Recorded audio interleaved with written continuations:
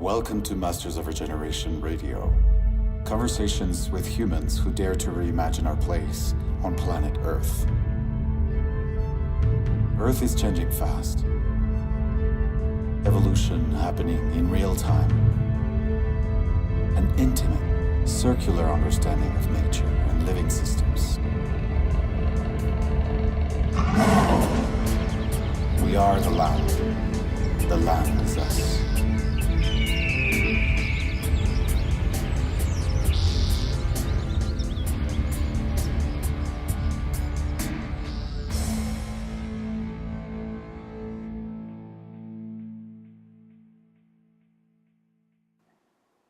Hey, what's up, humans? How's spring 2019 treating you so far? Welcome to episode 20 of Masters of Regeneration Radio, the Regenerative Business with Carol Sanford. I want to remind you all before we get started that we launched last July 2018, and this is episode 20. We have a series of awesome guests. Our show is available on Apple Podcasts, otherwise known as iTunes previously. And you can also listen to the show on Spotify and YouTube or directly on our website, mastersofregeneration.com/podcast. All right, so I've been asking myself for a while now, what separates us from animals and the natural world? And also what unites us? Do you ever ask yourself these two fundamental questions? Here's how I see it. The oldest language and text in the world is the genetic code, right? And there is clearly language all over the world in millions of forms. There's communication and information flows between all living things from the beginning of time. Then came our species, and over eons we developed this intricate form of language outside of ourselves, outside of our body. We sort of pulled knowledge from deep inside our bodies and brought it out. We created the alphabet and writing and numbers and the sciences that allow us to understand and make sense of the world, how the world actually works, both around and inside us, right? And so we are made of language. The difference between us and the natural world is that we took part of that knowledge encoded in our body and we externalized it.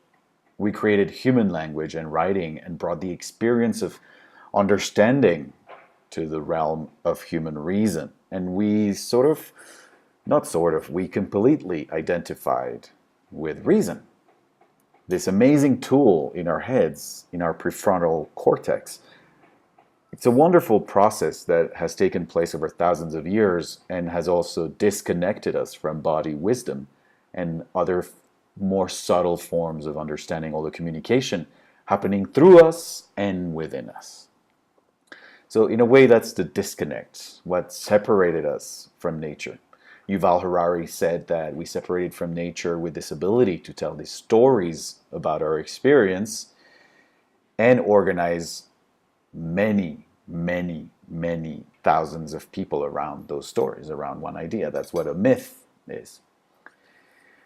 So we are vessels of biological information flows, temporarily carrying genetic memory, environmental cues in our biology, and we pass them on to our children if we have any. What messages are we sending into the world? What messages are we receiving? What messages are we not receiving for us humans living in big cities? What messages aren't we hearing or aren't we getting? One thing we know for sure is that we define reality and create our own reality through language. The words we use, the definitions we have for those words, and how those become ideas and then become collective belief systems are the most powerful tool on the planet. Well, maybe except for geological scales of space-time that make us look like tiny specks of dust in comparison, right? But to quote again Yuval Harari, he says that today the objective reality of our planet depends exclusively on the subjective reality of humans. So the lives and the health of all organisms on the planet depend on us, on what we believe and what we understand as a relationship to the natural world and how we use resources, right? So it matters more than ever today to know yourself and to understand yourself not only as an individual, but also as a species. And when the old systems of the world and the elders of the world are failing, we must collectively turn to the wisest elder of all, which is the natural world. And thanks to our ability, to our scientific ability to understand the world, take a deep, intimate look at how the natural world works and connect to that, reconnect to that, so we can live in sync with it. And that's what's happening. We live right now, if you listen to one of our first episodes, we talked about the Internet of Things, which is the revolution we are in right now, where all of the information in the world is connected. And we're moving on to the Internet of Species, which is going to be how we catalog and understand these flows of biological information. I saw the other day this awesome post by Black Jaguar, White Tiger. Yeah, I don't know if you guys follow them. Go check them out on Instagram. They're amazing. They take care of wild animals. Beautiful. But they said the whole universe except humans communicate through silence. Well, we do too, but we acquired an external installation that we call mind. And it's so noisy that it doesn't let us pay attention to the universe commands. That mind that we protect, defend, and analyze is not ours. Through meditation techniques, this can be realized. And when it is realized, enlightenment is what takes place. I call it the ultimate joke because after so much effort through different lives, one finally realizes what one has always been, or more precisely, what one is not. When you see the mess that humans have created, it's only a reflection of that acquired mind. This is why babies are so magnetic, because they haven't acquired it yet. And also why Buddhas are even more magnetic, because they have transcended this external mind and have become wise. All those animal migrations in Africa, or the migration of the monarch butterfly crossing the continent, are a product of this silent knowledge that humans don't pay attention to. And when we do, we call it luck, we call it magic, we call it sixth sense. It's just our nature. We have to go back to nature. Ah, such a beautiful, beautiful paragraph. I love it. The silent knowledge and reconnecting to nature. It's what's up. The essence of life is process, right? It's the processing. If the processing of material energy and information ends, life also ends.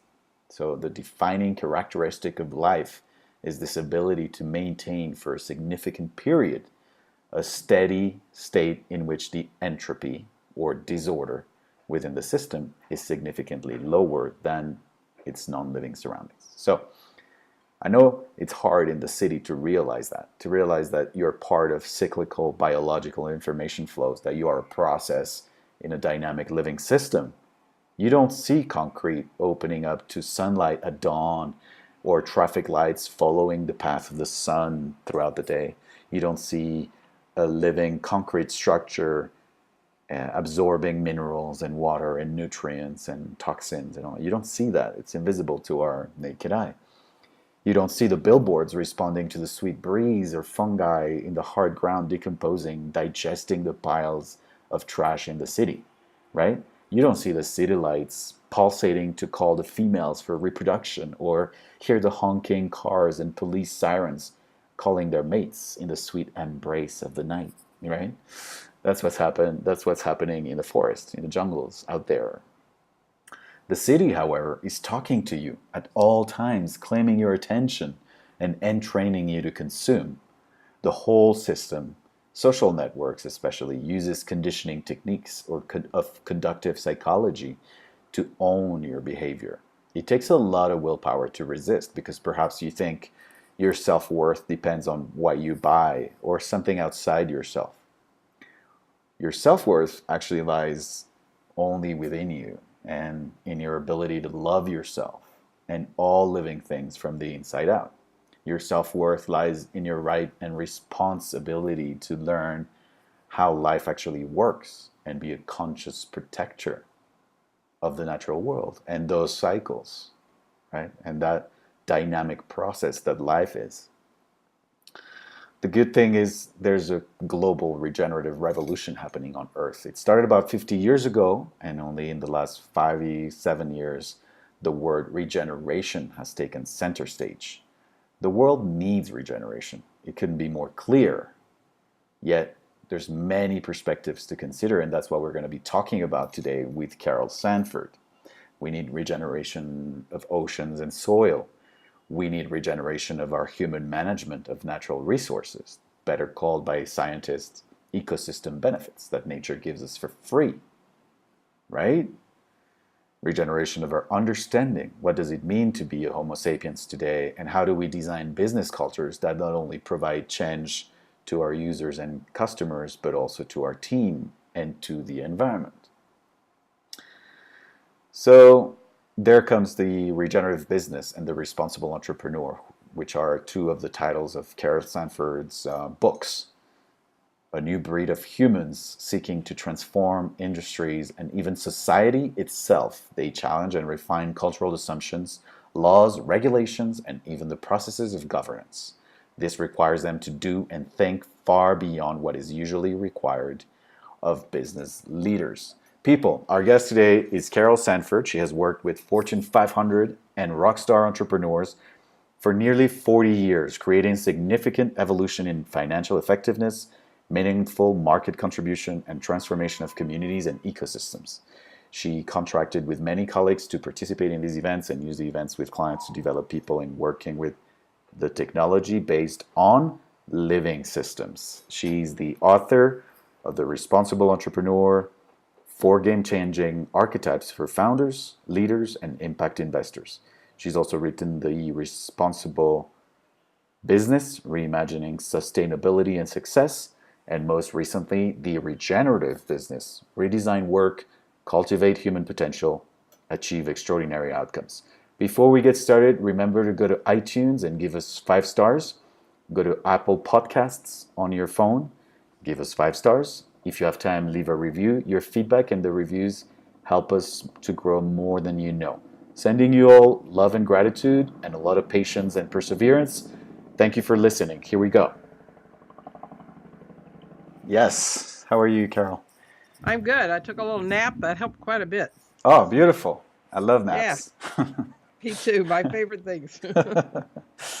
They say it's not an American thing, but, you know, It's coming to be. yeah, You're true. It's much more yeah. of a Latin culture thing, but boy, am I glad we're adopting it. Yeah, absolutely. People are finally Yeah, understanding that it's not all about efficiency and exactly. being overproductive. Yeah, Yeah, exactly. yeah. Well, thank you so much for making the time. I'm really excited about our conversation. Well, I'm delighted to talk with you.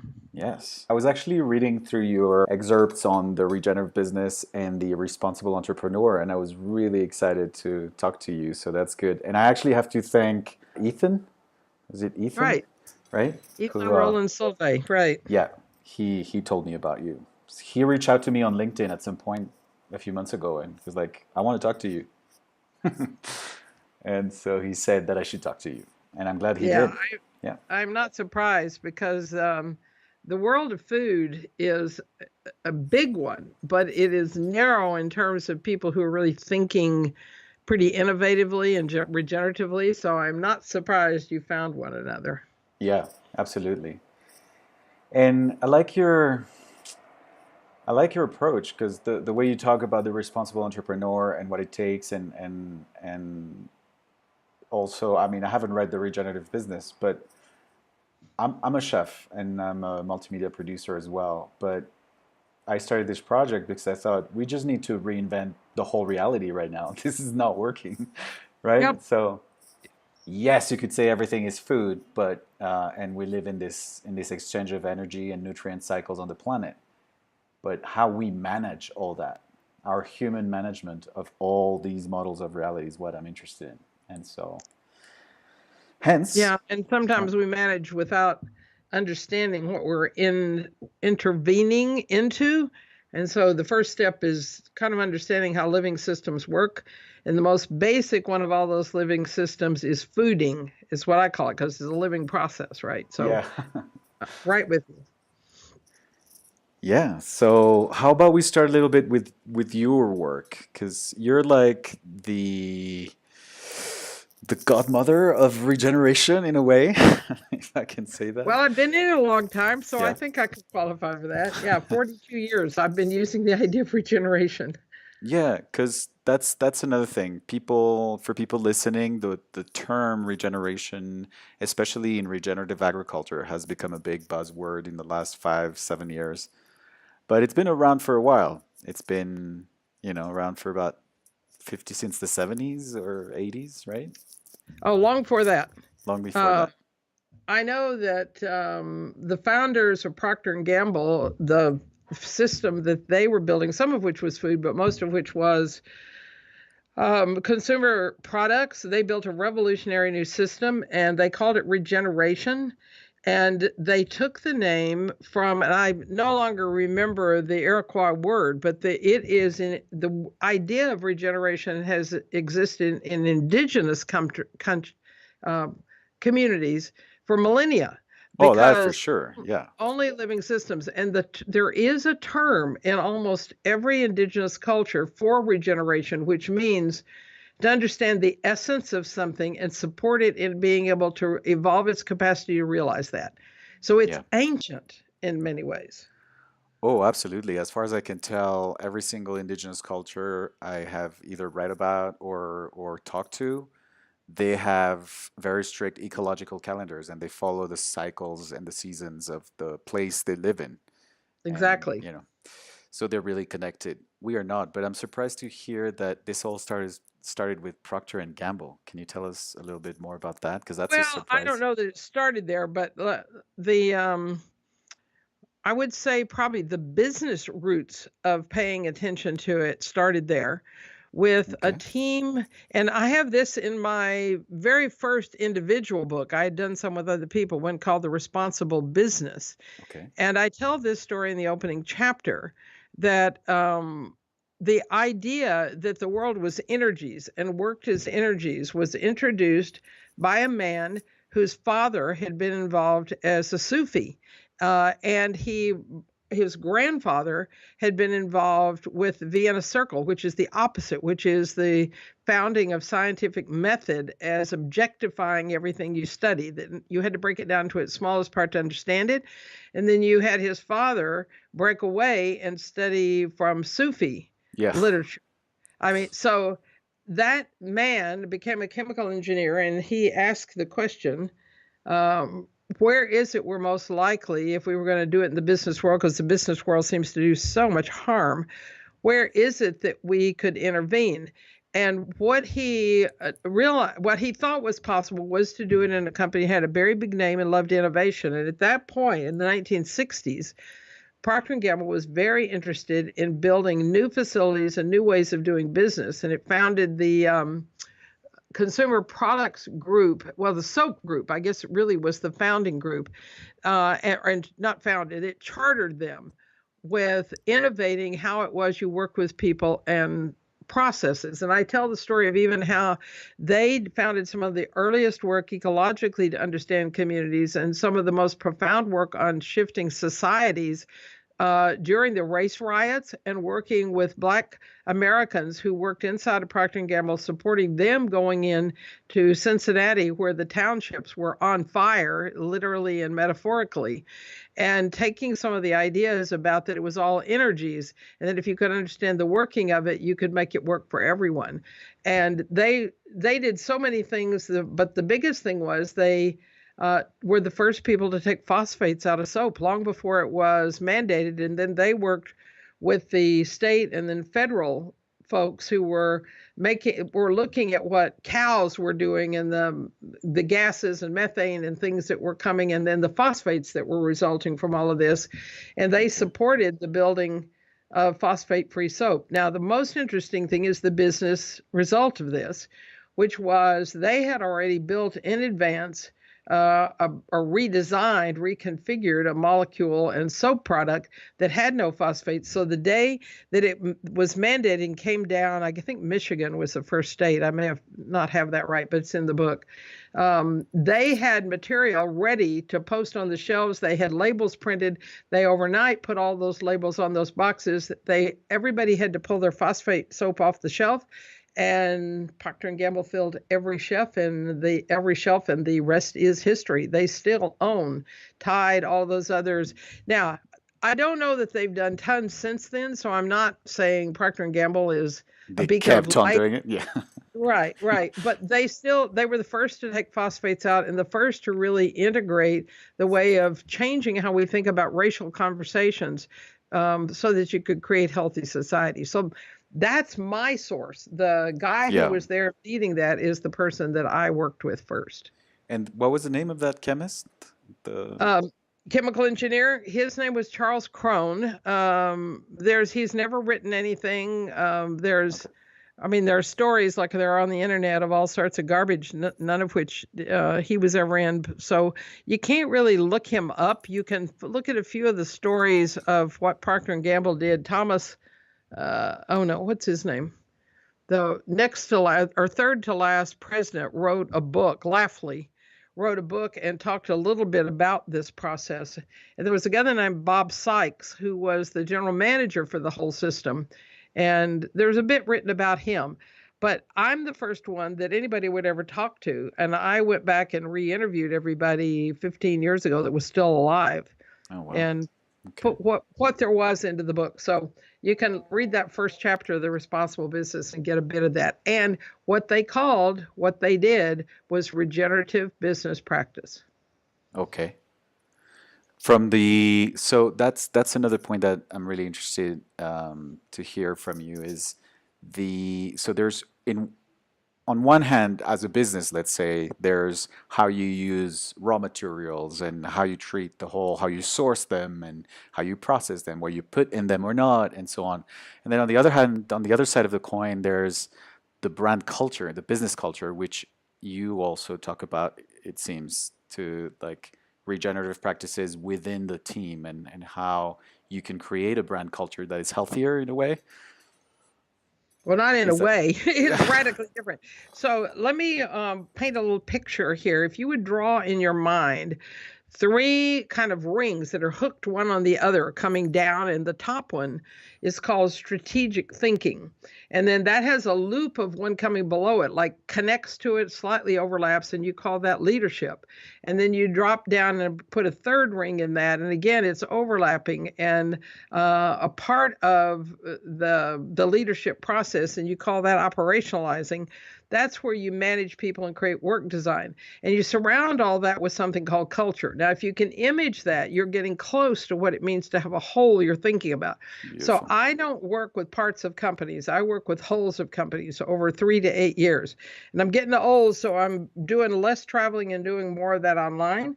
Yeah. But you have to first think strategically. And what I mean by that is you have to think of it as a living system, the entity, and it exists in a living system, because there is no such thing as regeneration except in living systems. Like you can't have a regenerative estimating system, for example. That's a part of something. Yeah. You can have a regenerative practice. That means that what it is it's a practice which is consistent with all 3 of these things being healthy. So yes, and so my first book is much more about strategy and how you nest the business in the stakeholder relationships, 5 core stakeholder relationships, and why, if you can work with them in a regenerative way, you can make your strategy and your brand culture and your business models and the buying, the divesting, the whole process of what we call business. You can make that a living, what I call non-displaceable entity. But then what you have to do is build a regenerative leadership thinking. And that means you're thinking about how you bring that into the organization, that it awakens the essence and the distinctiveness of everyone who's going to participate, plus awakens the industry that you're in. So Yeah. you don't get to do it just for you if you're regenerative. You're always in a context. You're always in a nest. And then the third ring we have coming down was operationalizing, where you build work systems so that everything is made up of the essence of your business, the entities and the communities it's in, and you connect every single individual into a process that connects them to the external world. So this is core to what I mean by regeneration. There's no such thing as a self-contained regenerative thing. That makes it dead. It always is in a context. It's always in service from and in an engagement, exchange, and transformation process. So work design has to include every individual being able to express their essence into the market for particular customers, suppliers, communities, earth, and you have to design work to do that. And that's what my next to last book was, The Regenerative Business. Yeah. So there's Oh, I love it. I love it. I absolutely love it because it's exactly what, what I'm interested in is because it changes completely the way a team is going to think about things, yes. the way to imagine how the business is going to operate and how they stay on brand or connected to their brand culture and all that. It's beautiful because it's Well, I'm not a big fan of brand culture, so I just have to stop you for a second. okay. Brand culture normally means like an identity we created we think will sell.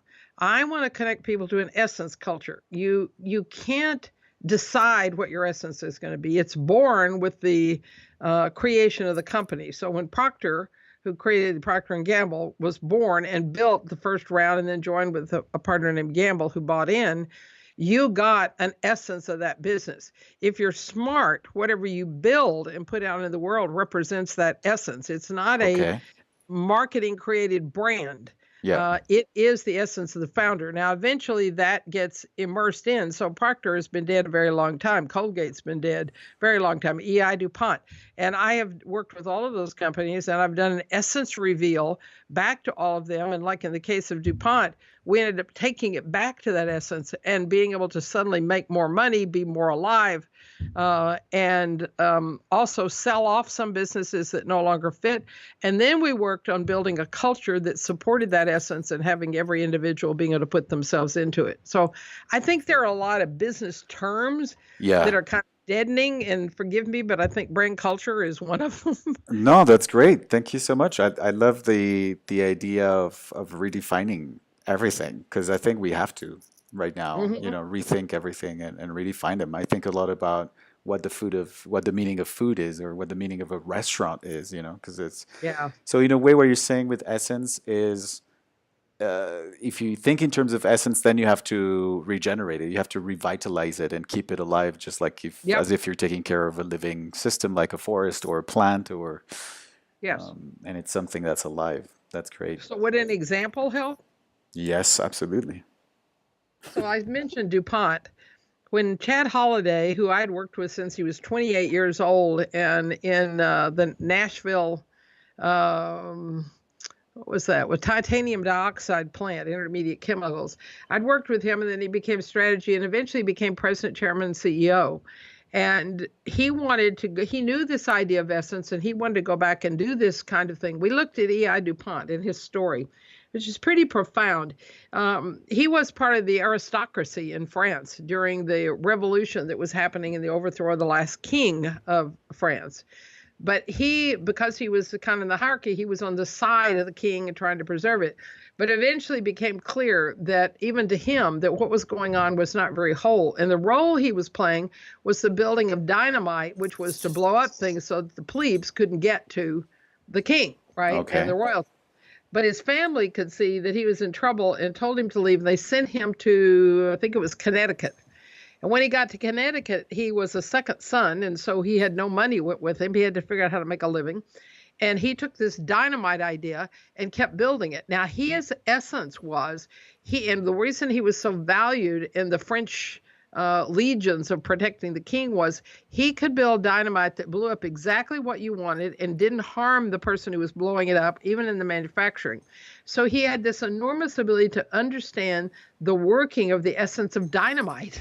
Yeah. And then He eventually learned to build gunpowder, and I go, oh, this is just terrible. This is what he was working on. But what it was he eventually built his house that shared the wall with the manufacturing teams that were going to build it, so that he knew if he didn't build it in a way that it was safe, his family would be blown up as well as the workers. What we came out with that is the essence of EI DuPont was managing risk.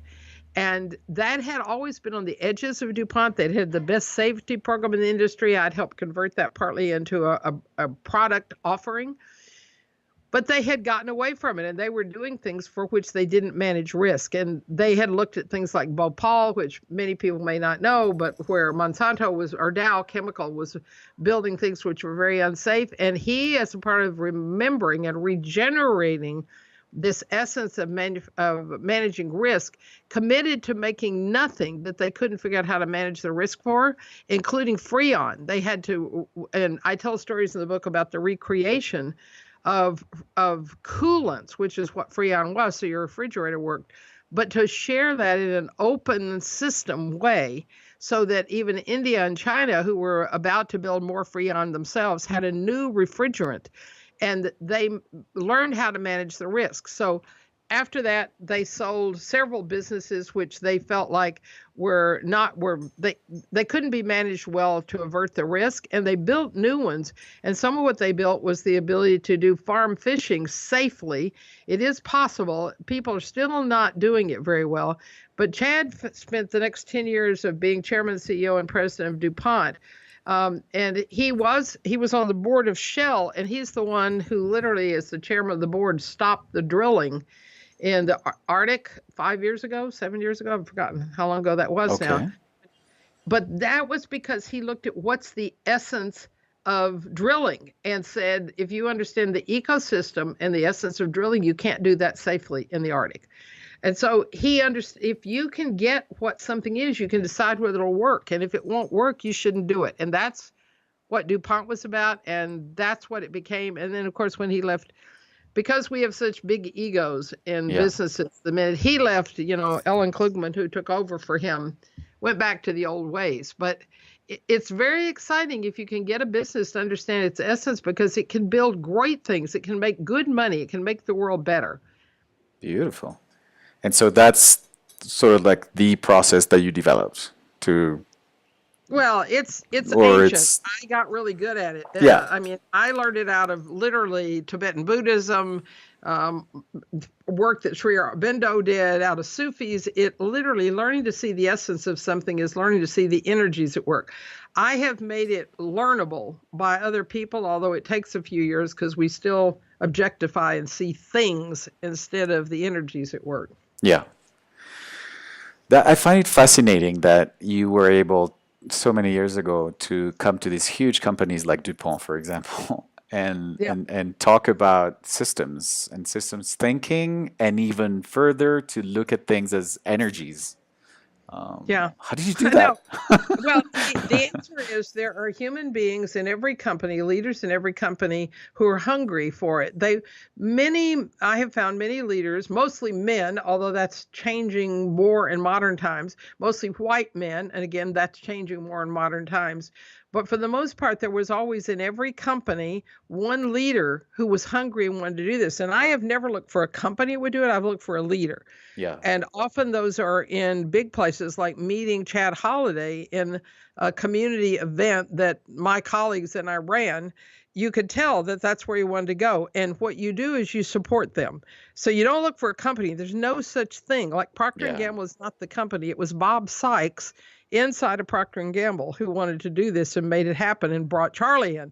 And in the DuPont case and the Freon problems and so forth, it was Chad Holliday, who I worked with for 50 years. He wrote the foreword to the book, The Responsible Business, and talked about how he still uses what we did every day, wherever he is.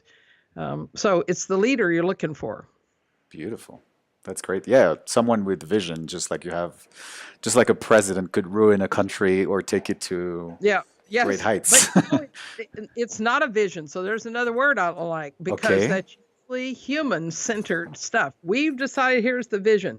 You don't want vision. You want imaging of how life systems work, living systems work, and then figure out how to work within that. When people try and hire me to come do a vision for us, and I said, nope, I don't do visions. I think they're destructive. I think they become human-centered. I think they're projections of what humans desire. They drop everything out. So I do not work with visionaries. If they think if they're visionaries or they aspire to that, they can't do this work. They have to work with much more humility and much more, I call it the non-heroic journey, not the, I'm a great person, I'm going to lead everyone. Nope. It's an education and development process.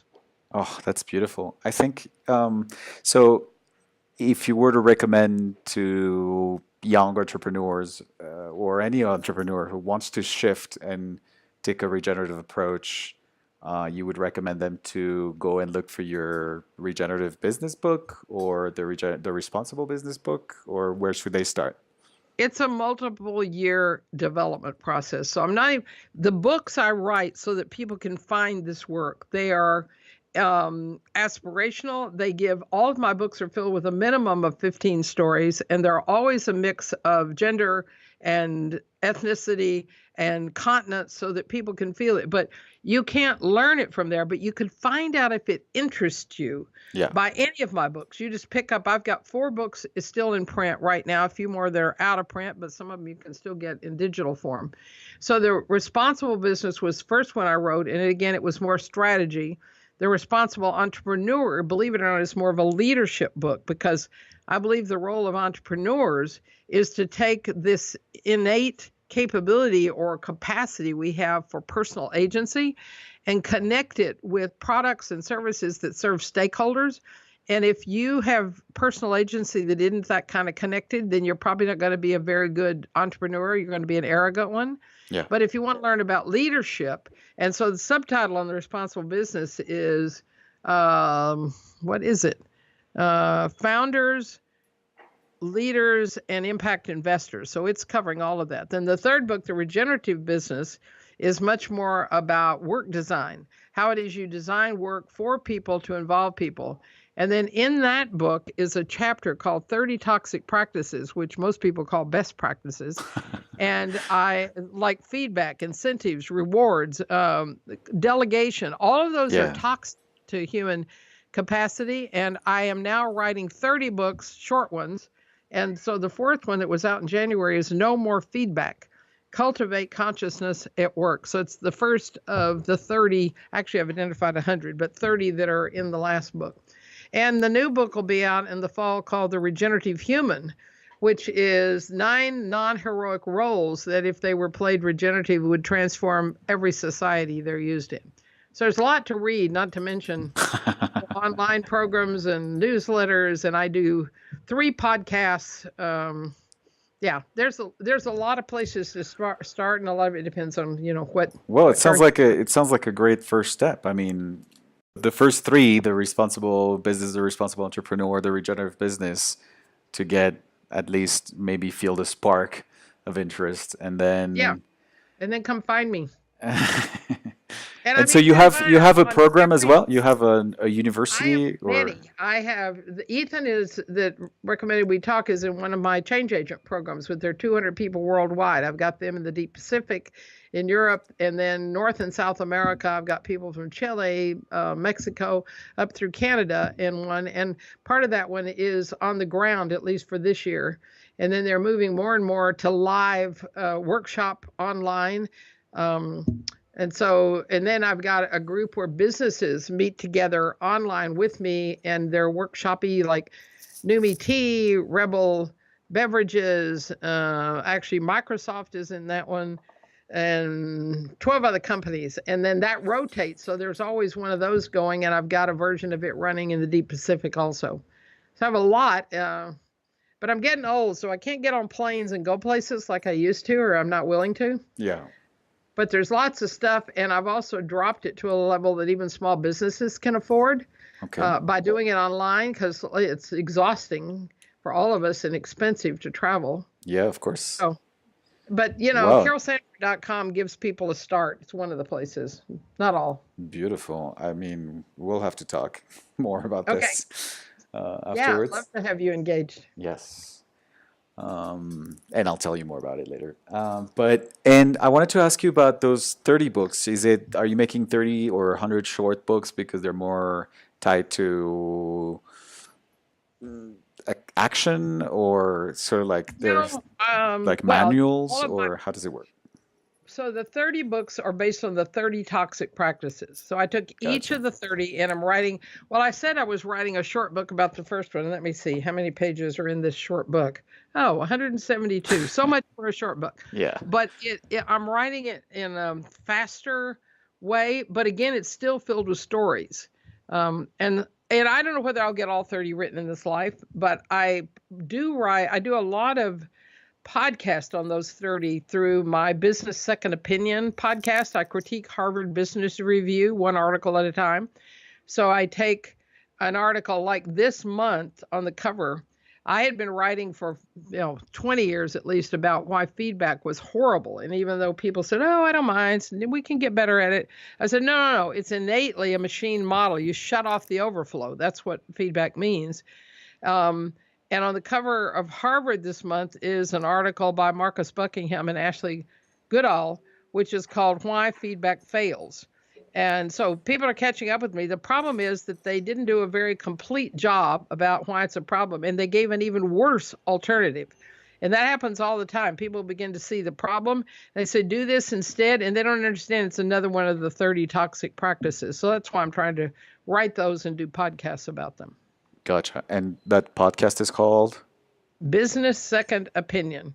You can find it at carolsanford.com, and then it can lead you to wherever you find podcasts, or you can just go directly to Stitcher or Gotcha. iTunes, Yeah. anywhere you want to look. Beautiful.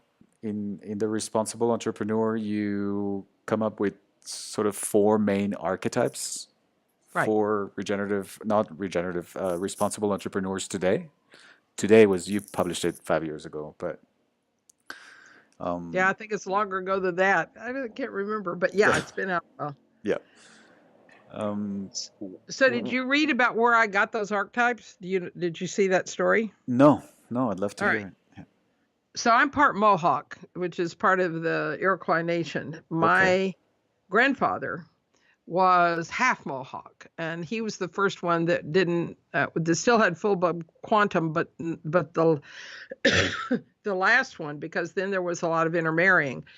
But he was raised when he was very, very young, through my grandfather still providing Mohawk practices. One of the stories he loved to tell in my new book, I'm telling many more of the stories of my grandfather and why it's a major source of not only inspiration but instruction for me. Okay. And that was that in order to rebuild a nation, which they had to do after the revolution and the Trail of Tears and the forming of reservations and marching people where half of them died, in every case there had to be a rebuilding of a nation. And there were four archetypes. And I'm going to do them in the archetypal words that the Mohawk use. I translated them into the Responsible Business, but I'm finding they're not sticking with people, but the original ones do. So Okay. the first one was the warrior. Most of us think of the warrior as fighting, but my grandfather always said the way the Mohawk thought a warrior was they were always asking the question, what's worth fighting for? Okay. Because you don't want to be in wars all the time. You don't want to be, you want to build, and Native peoples in this country, and I'm sure it's true in others, but I know this one, do have a strong kind of powwow agreement where people come together and do trade. And that, till this day, that still exists. But that process of working across tribes was really important. And that warrioring was always, okay, what's it worth fighting for? The second archetype, and I translate all these into the way entrepreneurs can work, because I watch entrepreneurs decide they're going to get on a high horse. They call themselves social entrepreneurs, and it's usually around an issue. Yeah. I'm going to fight this issue. And you can never make an issue go away, right? That's just exhausting. Yeah. So I tell them, no, find a way that you can do something, create something new. So that's what the warrior is saying. What is it that's worth fighting for as an entrepreneur? Then the second one archetype was the clown. And the clown is in the same sense that the jester was in most courts, where the jester could say the truth. They could talk about the elephant in the room and what really was crazy. And if they were able to do that, they could bring conversations that no one else was allowed to start. Well, the Yeah. same thing can be a role entrepreneurs play. And I've got several stories in the book about a woman who actually changed the building industry because she changed the conversation from one of, trying to build ecological buildings to one that was built safely so that the workers were in it were safe. And suddenly they went from the workers who were climbing on high buildings and so forth, not wanting to participate, that yes, they wanted to be in. So she played a role that really shifted how things were being talked about. The third role is the hunter. And again, we always think of the hunter as going out to feed people, which could be true. But the hunter was always thinking about how do you keep the ecosystem healthy so we can eat tomorrow and tomorrow and tomorrow and our Beautiful. Yep. generations beyond. So how do you build businesses using that archetype? And I tell a story about a woman named Anna Killian, who I know well and love dearly, and was in South Africa, white woman in South Africa during the turn of the toward a new South Africa. And what she did for an aluminium company, I say aluminum, but was got them to be willing to, when they were building a new facility, leave it there and create spaces for small business and use it as a way to educate people for the upcoming referendum and prepare them for voting. And that process changed a great deal in how that part of the country got Black Africans getting ready to vote and being involved. And that process we talked about was she was really looking into the future. And she said, none of us are going to be safe. None of us are going to be successful if we can't make Black Africans successful. So that was a nature of entrepreneurship that was really about looking at the ecosystem. And then the fourth archetype is the head man or head woman, which is always asking, how are we thinking about this? Are we thinking about this well? And I use Jay Cohen from B Corp, one of the founders of B Lab, which founded B Corp, and his two buddies as an example of this, because they said, we keep trying to do all these one-on-one entrepreneur business, and they're killed by the tax structure, and they're killed by the idea that you have to get a certain kind of return to the shareholder. And let's just create a whole different way to think about this. So that I end up calling the regenerative entrepreneur, and the others are reconnection. I don't remember what the other two are. Reciprocity and right. The realizing entrepreneur. The realizing entrepreneur, right, is the one that's the warrior. So, but what really is important is if you think about the warrior and what's worth fighting for, the clown, and what do we need to talk about that's not being talked about, the hunter, and what do we need to think about to keep the ecosystem healthy for all of us, and the headman, headwoman, about how is it we need to be thinking about this, and maybe we reframe it. That's the way I want people to think about going from social entrepreneurship to responsible entrepreneurship. So those are the four archetypes, and there's stories of 15 different folks and one who has kind of done all of it. I love those four questions. What's worth fighting for? What do we need to talk about? How do we keep the ecosystem healthy? And how are we thinking about this? It reframes the whole thing. Beautiful. It does. It does. And I think it's better questions for responsible entrepreneurs than what's the issue that we need to fight for? How do we go get funding? Because they work on the things that are kind of mundane and in the world. And not that you don't have to do some of that, but I think if you really want to be a responsible entrepreneur, and that is you're able to help us as a nation and a planet respond, we have to ask these bigger questions. I love the archetypes.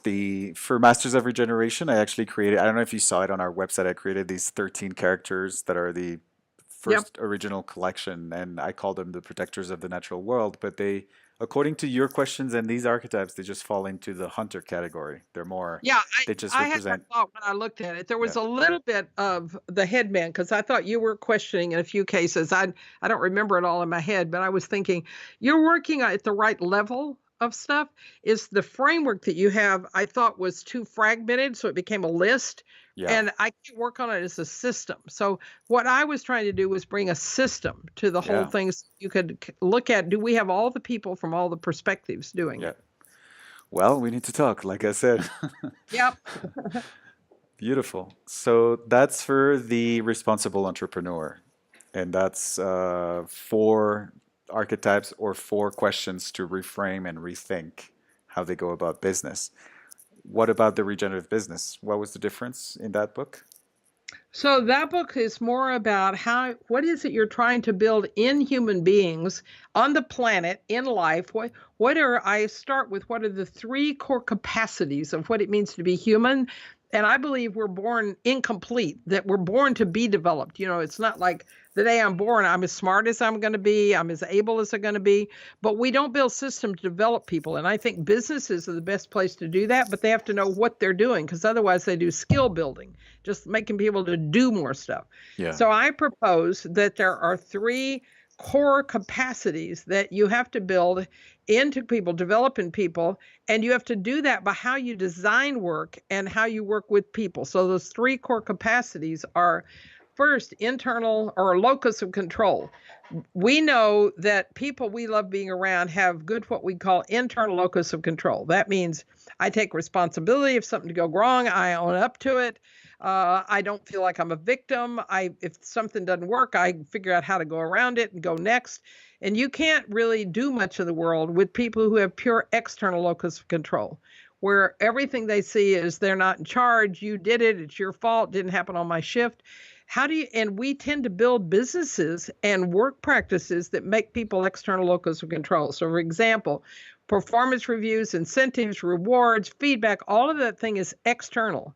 And because it's coming from outside, it fosters in us a feeling of dependency and a need to please and be adored by what is external and not have our own sense of what's the right thing to do. Yeah. So I work with building work systems. The second thing that you want to build besides this internal locus control is something called external considering. So it's like the opposite. So here I do take responsibility for my life, but I take into consideration others. And this also is a very ancient, internal locus control is a psychological concept. I'm trained as a psychologist a bajillion years ago, but the external considering, the second of the capacities, is a philosophical idea that's buried in every ancient tradition, which is where my work comes from. I draw from all these sacred traditions and lineages that have always talked about how it was you developed human beings. And this external considering is like if your grandmother had said to you, don't you ever think about anybody else, which my grandmother did to me, then you're not external considering. You're only thinking about yourself. So we design work so that people kind of get wrapped around themselves. All right, we're going to make this change. And you ask, well, how's that going to affect me? All right, we're going to do this thing or take on something. Oh, no, that doesn't sound good for me. And we become protective, defensive, and actually sometimes cruel to other people to try and undermine them to get more position for ourselves. So bringing together these two things, and I say we need to do it in our politics, because right now one party is really in favor of internal locus of control. We don't help you. We don't do anything for you. You better stand up for yourself, get your family. And the other party has, and I'm doing the extremes here, right? Yeah, the yeah. other party has much more of, we have to take care of people. We have to build systems. We have to build large safety nets. And they're at conflict with each other. And they really need to come together, and there needs to be a capability building for people to even know what it means to have internal locus of control. But we also have to design the external considering. And I want business to do that so that our democracy can work, because I believe when we're splintered, bifurcated between those two, we can't. Now, there's a third. The third human capacity is personal agency. I believe all three of these are innate to our capacity. They're not all developed as capabilities we can practice. Personal agency is especially true of that, where we have agency, but often we apply it based on where the external source looks like it's most powerful. So we'll gravitate and put our agency behind a movement or some kind of movement momentum when we feel like it's where we could get to act and do something and apply ourselves. But on the other end of that continuum of personal agency is when I see what is right and I'm willing to, and I'm going to say this a bit metaphorically, I'm willing to die for it. Yeah. I'm willing to fight for it. I'm willing to ask the real question about where, if I put my life, and as I get older, this becomes easier and easier to answer. Where does my life energy go? Yeah. Then I've got a kind of personal agency that's very powerful. So this book is about how you design work systems so those three things get built, not only for the business and the power that comes out of it, but also for democracy and society on a global level. the whole second half of the book is stories and how it is you build those work systems. But you actually have to have the strategy and other stuff from the other books in some way. Yeah. And I give you a shorthand version of that. So Yeah, of there's course. a quick and dirty view. So can we recap the three core capacities? Internal? Yeah. Internal locus of control. Yes. And then the second one is the scope of considering, which you want to be external considering. Yes. And then the third one is where is the source of agency, and you want that to be higher systems or higher order that we attach our personal agency to. Well, great. So inspiring. I'm so looking forward to reading your books. I haven't actually read them. I just read excerpts and samples and all that. But now My books are I'm excited. amazing. A couple of reasons they're amazing. One is they're filled with stories of real people, real transformation. And the other is the way I write. I don't sit at a computer, I dictate. And you can tell I think in pictures, and then I'm trying to describe the picture. And that process, I dictate to an actual person, Ben Haggard, who then sits and listens. And he says, say that another way, or I don't have it yet. And he's not ghostwriting. He's actually writing my ideas. He's keeping my voice in it. Yeah. But that process makes it clear. And then I got 2 more layers of editors before it even gets to the publisher. So they're easy to read. Oh, that's beautiful. It's more like storytelling. It's very much like storytelling. Yeah. That's what you experience when you read. Oh, I love it. I'm so looking forward to reading them. So yeah, I mean, I'm pretty sure your work is going to be a big source of inspiration and has been a big source of inspiration for many entrepreneurs. You know, people who actually want to do, how to put it, to go beyond what's expected of us as a species, as different cultures, and the status quo of what people think they can do, right? And this has to do a little bit with the personal agency you were talking about. It has to do with empowering oneself and trusting that, oh, I have a vision that looks really different. Oh, I used the word vision. I shouldn't. I have an idea. I'm joking. I have an idea. Part of my work on the planet is to make people very discerning, to catch themselves. And why am I using that word? What does it mean? What does it evoke in people? Is it the right process? So that's my work, not to beat you up. Although sometimes I do that too. No, it's good. It's good because it shows that you have this original image, to use your word, of how we construct reality, you know, in our minds, connected to how living systems work. And there is this reality and it's clearly not working. How do we reframe it, redefine it, use other words to describe it, and build it, and then move from there? And I think that's what the world needs the most right now, you know. It would certainly help. Yeah. Yes. Yeah, like I think, and I've thought about this for years, about the word restaurant, you know, and where it comes from. And when I ask people, they have no idea. And it comes. I don't know. Tell me. It comes from, so in 1765 in Paris, there was a guy who had a little shop and he sold bone broth, which is all the rage today in the US, right? Yes. Bone broth in French is called bouillon restaurant, which means broth, restorative broth, right? And so restaurer means to restore. And so that's the origin of the word restaurant. It's a place where you go to be restored with food, right? Love it. That's amazing. What is your heritage? What did you grow up in culture-wise? Oh, I'm a big mutt. I was born in Colombia. I have Middle Eastern grandparents on my dad's side. But when I was 4, we left for Paris with my mom. Oh.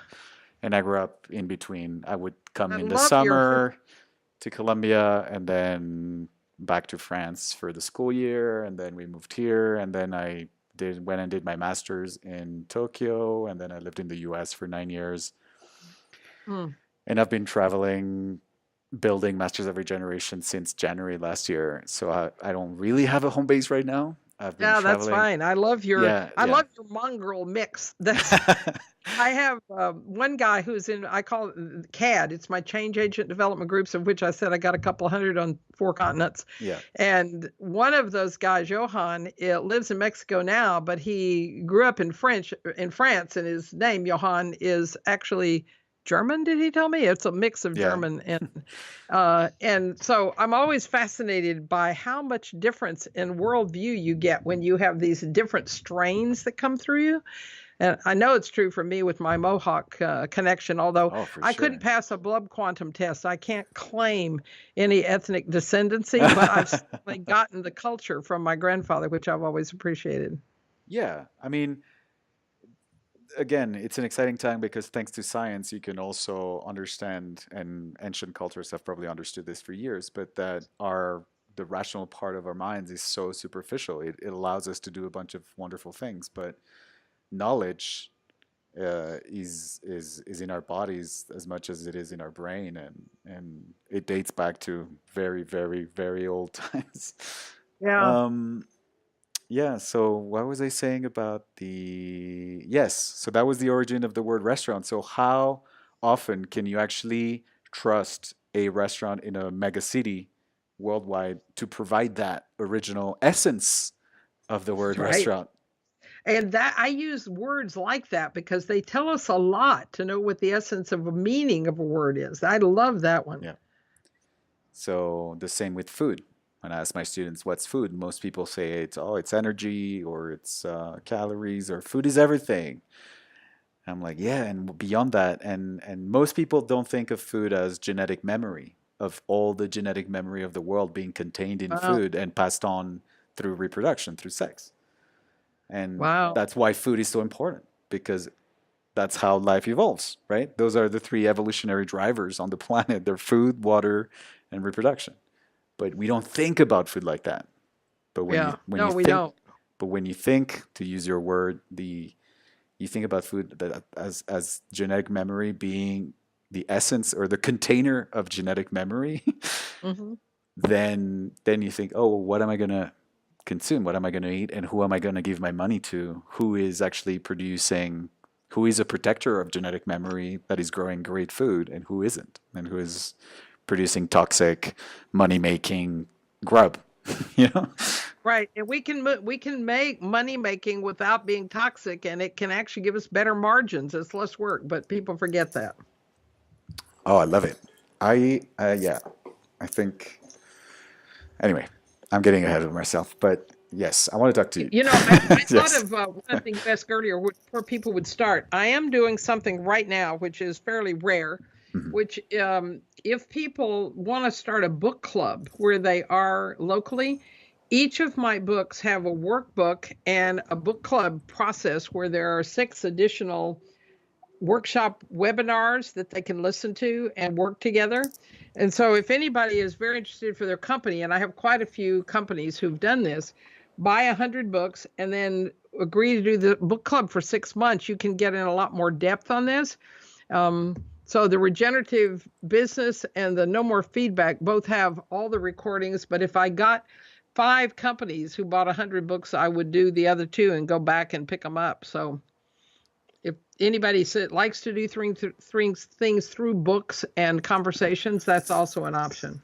That sounds great. And where do people, if there are any people that happen to be interested in this, where do they go find out more about the creating a book club and buying 100 books and all that? Well, I think Just the through your best way website? is to go to carolsanford.com. It's my website for speaking and books. Okay. Carol Sanford Institute is where the offerings are for bringing multiple businesses together. And then Seed Communities, seed-communities.com is the one where I have the change agent communities. But if all of that gets hard to hang on to, just send me an email at carol@carolsanford.com. Okay. We'll put all these notes on the show on the website so people can have some direct links to click on or something. Seed-communities.com Yep, seed-communities.com is the and then carolsanford.com and then Carol Sanford institute. Institute. Beautiful. And that's the business website. So I've got 3 websites because I have 3 kind of threads of my life. Yep. Hopefully it's not too confusing. No, I think it's fine. Carol, is there anything you'd like to add that I haven't asked you about? Anything you're thinking about these days that's exciting you or some insight? I think I've brought a lot of that up. I mean, I'm very excited about this new book. Maybe I'll say one more word about it because I'm still inviting people to participate in a book project. I like to get people involved when I'm creating things. Yeah. And the Regenerative Human, and then the subtitle is The Non-Heroic Journey to a Meaningful and World-Changing Life. And after years of doing, I'm an economist also in my undergraduate degree, and then master's, I did business and urban planning. Some people would say I couldn't figure out what I wanted to do, and then so I'd be a psychologist. But in that look across all of those disciplines, I've identified what I think are 9 nodal roles there are many roles in society, but I think there are 9 that make all the difference in whether we can function well if they're done regeneratively. So as I'm saying these, and if you're listening and you're thinking about, oh, I think I'm in that role and I'd love to learn how to do it more regeneratively, then the first one is parent. Because if we raise children according to current authoritarian standards, we don't help children regenerate themselves or find their essence. The second one is designer, where you are responsible for designing everything from packaging to events or sessions where people can learn and play together. And again, we tend to make those pretty mundane, and we follow brainstorming and practices that are pretty dead. And how do you learn to design in a way you can regenerate? And then the third role there's a set of 3 here. So there's the parent, the designer, and the third one is earth tender. Because the process of being able to care for Earth and educate us about how Earth works, and to be able to, we need to listen to those people. Those 3 are what I call the 3 initiator roles. And if all of 3 of those were done regeneratively, they would allow us to start on a different footing with every generation. And then the manifestor roles and I've got this in a picture, I put everything in a framework. On the other side is the entrepreneur, which we've just talked quite a bit about. The citizen, which is we have to become actively engaged in governance and how we help governance work. And the third one is economic shaper. And that's everything from the role of policy and government to people who are trying to create alternative economic models and everything in between. Those 3 all affect immediately in the real world for all of us very rapidly. And they aren't always done regeneratively. So we get degradation in our democracy and governing processes. We get degradation in our processes of economic shaping. And entrepreneurs end up creating things that don't necessarily make the world better. And so I'm talking about those 6 roles, the initiator and the manifestors, but there's a third set of 3 roles. The educator, because these 3 roles are all disruptive. Okay. They enter at various times, and we submit ourselves to being educated. And that can be through life experience traveling, or it can be through a university setting. The second of those disruptor roles is media creators, people which you're talking about, that's one of the roles you play. It's certainly a role I play too, where we are affecting how people experience the world. And it's a very critical role, and it can go all the way over to propaganda, which we see some media creating, or it can be back on the side of building hope and helping to think better. And then the third of those 3 disruptive roles is what I call the spirit resource. And that can be everything from a therapist to a religious leader to coaches, people who are really helping revitalize people. And they can bring them back. So this book is looking at those 9 roles. And I've got a book project where people come learn what I mean by regenerative. And then they get an exercise and a journaling process, and they go out and try it. And then they give me back, they get a second video, and then they give me back a story about what changed for them when they thought about really taking on. And I play at least 6 of those roles. I don't do much around earth tending. And I'm not real great around economic shaper, although I know quite a bit about how to do it. But we play different roles. And so taking on one of them in this book project lets you then give me a story, which will either end up in a book or a podcast or a blog or an article. And so if anyone is interested because they think they play that role, they can, again, send me, you can go to carolsanford.com and look under, no, I don't think it's on the website. I think you'll have to email me at carol@carolsanford.com. Okay. And you can get involved in the book. So that's sweet. where That's a lot great. of my energy is right now. I love it because you're also building community at the same time and weaving a bunch of people together. So, Yes, it's we need a lot of people to get on board. we do. We Yeah, do. yeah, yeah, yeah. I've enjoyed this very much, Tomas. This is absolutely delightful. And to know the source of the word restaurant is just very exciting. And even the idea about food is kind of fun. I'm going to go play with that one some more. Sweet. I'm excited. Carol, thank you so much. I'll be in touch. I'll send you an email about all of this and continuing. I think um, the more we can do and the faster. I mean, I'm excited because the world is transforming faster and there's more and more people awakening and saying, okay, we need to do a little bit more than usual. Right. But there's still a lot of work to be done. There is. this And each area. of us has to do our part. Yeah, and the general public. Why I ask myself a lot: how do we get to the general public? How do we get this realization, this series of realizations? Because they touch upon everything. To understand that. Well, Yeah.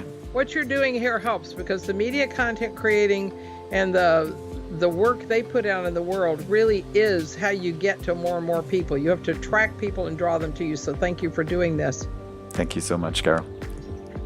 All right. Well, get better. Yes, I will. I promise.